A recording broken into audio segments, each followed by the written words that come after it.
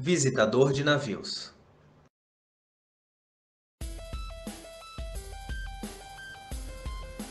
O visitador de bordo é integrante do setor de operações de armadores e agências de navegação, desempenhada pelo assistente de operações. É o agente que faz o relatório das condições da embarcação, da tripulação e da carga, além de entregar às autoridades competentes todos os documentos necessários para a liberação da atracação do navio no cais. Após a liberação, é expedido um documento chamado clearance, onde atesta a carga dentro das conformidades, perante aos órgãos fiscalizadores. E o trabalho do visitador continua mesmo após a liberação do navio. Ele literalmente permanece à disposição do comandante, desde a chegada até a partida da embarcação do porto. Tudo o que o comandante precisar, ou mesmo a tripulação, como passeios na cidade, medicamentos, suprimentos, conserto da carga e etc., é comunicado ao visitador para que ele tome as devidas providências junto aos setores competentes. Por isso, é imprescindível que este profissional fale fluentemente o idioma inglês. O visitador acompanha o navio antes mesmo da sua atracação, providenciando documentos e colhendo informações sobre a rota para ter uma estimativa da chegada. Todas as informações sobre o navio, esteja ele atracado ou em alto mar, são registradas num sistema digital, cujo acesso pode ser feito de todos os portos, empresas e órgãos afins pelo mundo. O pedido de atracação do navio também é feito pelo visitador, nas reuniões que acontecem todos os dias na sede das autoridades portuárias. Olá, alunos da Faculdade Unimes. Meu nome é Carlos Marcondes, tenho 43 anos, estou no comércio exterior desde 1990. Vou passar um pouquinho da minha experiência para vocês. Comecei a trabalhar como office boy na empresa Neptunia, que representava os armadores Proline e Croatia Line. 3 meses depois, fui promovido a auxiliar de navegação e comecei a ajudar internamente o departamento de exportação, com diversas tarefas, rodando BLs de exportação, carimbando, datando, preparando Mates Receipt, que hoje já não existe mais, na parte de containers, enfim, auxiliando a equipe do departamento de exportação a finalizar toda a parte documental necessária para que quando o navio partisse, pudesse cumprir com as exigências da alfândega e também com o comando no navio. Em 1993, eu recebi um convite do armador Maruba, com sede na Argentina, para assumir a coordenação dos departamentos de exportação e importação. E resolvi enfrentar este novo desafio e permaneci na empresa durante 17 anos, passando por quase todas as áreas, até ser convidado pelo gerente de operações e assumir o departamento de visitas da empresa. Em 2010, eu fui convidado por um agente de cargas, chamado Will Heavey, para trabalhar na área comercial. E em 2017, assumi outras funções numa nova empresa chamada CZS Logistics, no departamento de Customer Service, a qual desempenho até os dias de hoje. Essa é a minha trajetória no comércio exterior, mas vou falar um pouquinho sobre a função do visitador de navios, no qual recebi o convite dos queridos alunos Beatriz, David e Matheus para compartilhar com vocês. No início foi um pouco complicado, só tinha subido em um navio para conhecer e nunca a trabalho, mas a necessidade pela qual a empresa passou em 1994 foi fundamental para que eu me tornasse um visitador de navios. O gerente de operações que realizava essa função saiu da empresa, foi ser planner em um outro armador e me indicou ao cargo. Eu tive apenas 2 navios para aprender todas as responsabilidades, na qual se exige de um visitador de navios. O visitador é o responsável pela solicitação da atracação junto à autoridade portuária, no Porto de Santos, a CODESP. Acompanhamento da chegada da embarcação ao porto, solicitação do prático que irá conduzir o navio até o local de atracação, tudo isso responsabilidade do visitador. Após a atracação do navio, o visitador ele deve comunicar todas as autoridades envolvidas, alfândega, Polícia Federal, Anvisa, para que os mesmos possam realizar suas atividades a bordo, a fim de liberar o navio para que o mesmo inicie suas operações.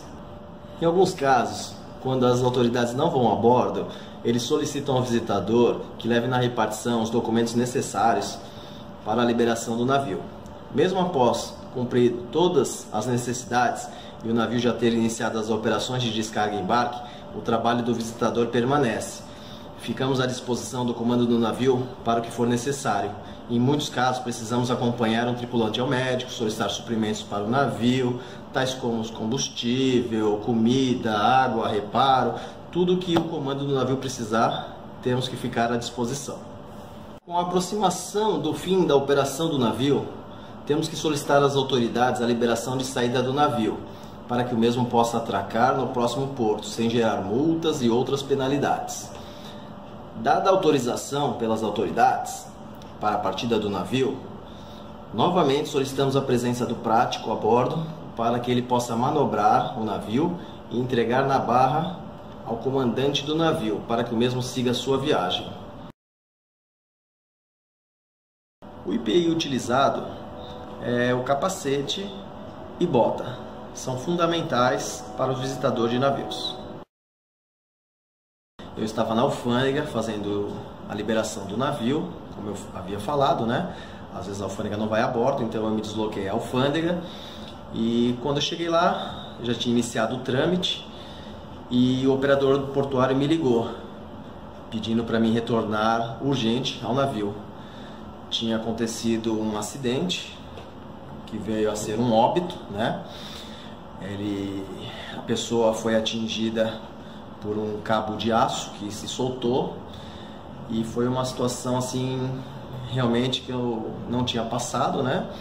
E naquela época também muitos visitadores não tinham passado por essa situação, não sabiam qual era o caminho, né, o que nós tínhamos que fazer.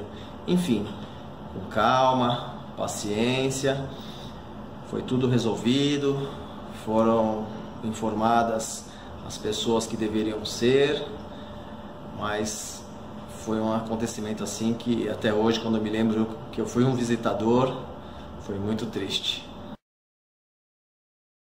O visitador de navios, naquela época,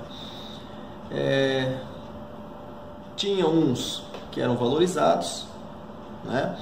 E outros que estavam começando, então não dá para ter um parâmetro. Alguns ganhavam 1.500, outros 6.000 com mais tempo de casa, mais experiência. Mas enfim, foi um serviço que eu gostei muito, né? E que eu tenho muita vontade um dia de voltar a ser visitador.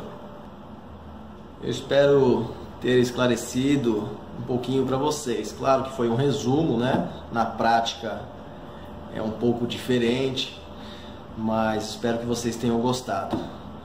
Qualquer informação adicional que vocês tenham, podem me contactar pelo e-mail carlosmarcondes1975@gmail.com, que estarei à disposição. Um forte abraço. Meu nome é Bruno, tenho 26 anos.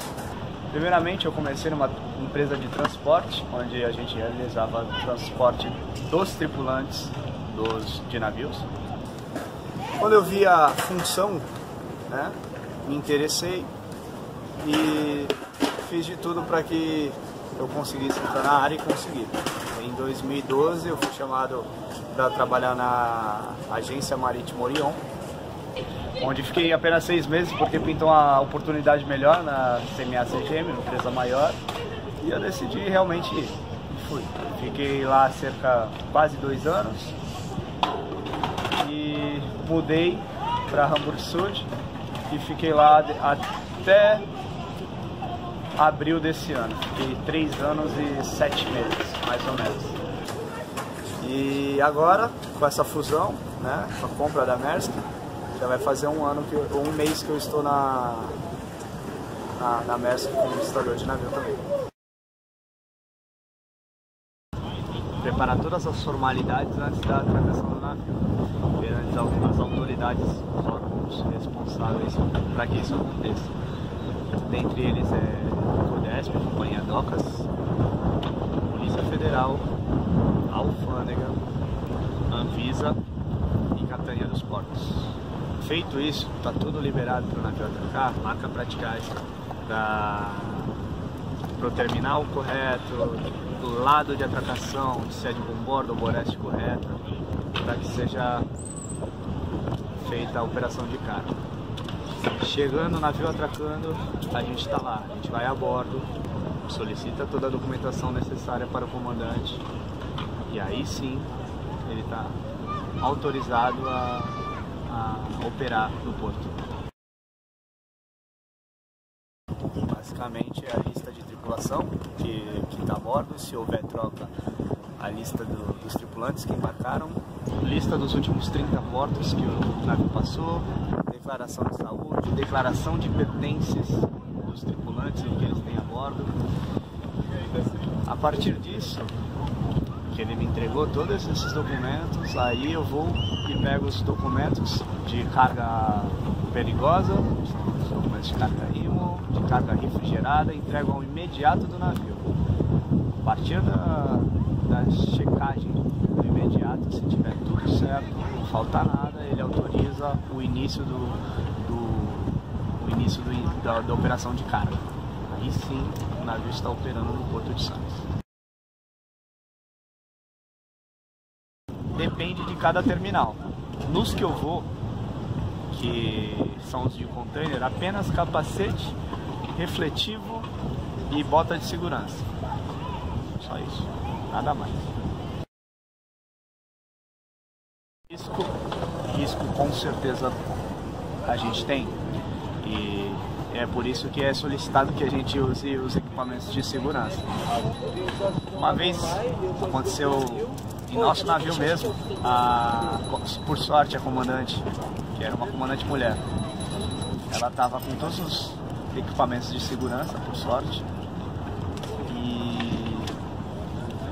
e o varão, que é um equipamento que prende o container no navio, né, caiu lá de cima do navio, na cabeça dela, e ela estava de capacete, ela desmaiou, mas não aconteceu nada de grave. Mas é um risco que pode acontecer.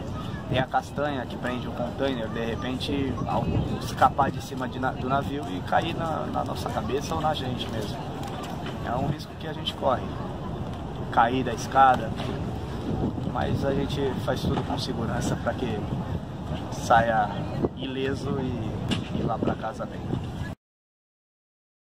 Eu tenho o horário a cumprir no escritório, que são aquelas 8 horas diárias, né? Mas a gente faz bastante hora extra. Navio atracando, fora do horário, a gente tem que estar lá presente, na atracação, desatracação, e a gente vai. A gente vai. 1h da manhã, 3h da manhã. É valorizado, sim. Nas empresas que eu passei, sim, é bastante valorizado. Eu tenho colegas na área que, infelizmente, trabalharam em empresas que não valorizam muito essa função, mas nas empresas que eu trabalhei, sim, é bem valorizado. Um dia admirei alguém que fez, e sim, eu gosto muito de fazer o que eu faço. Eu adoro fazer o que eu faço. Apesar do horário ser maluco, eu gosto bastante do que eu faço. Óbvio, pretendo crescer dentro da empresa mesmo, mas enquanto estou atuando nessa função, sim, eu pretendo dar sempre o meu melhor para que nenhum navio seja afetado pelo mau desempenho e etc. Eu gosto do que eu faço. E através deste documentário tivemos a oportunidade de conhecer as áreas comuns do navio Monte Sarmento e um pouco mais sobre o trabalho do visitador de navios.